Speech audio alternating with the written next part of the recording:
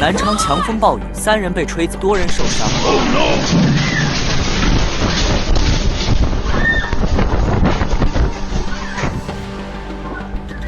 当地雷暴天气，出现大风、雷电和强降雨。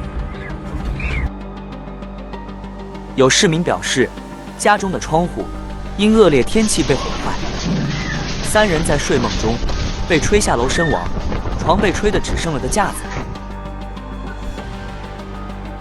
街灯被风雨吹打得摇摇欲坠，有路牌，街灯横卧在路面，有树被连根拔起，部分路段有积水。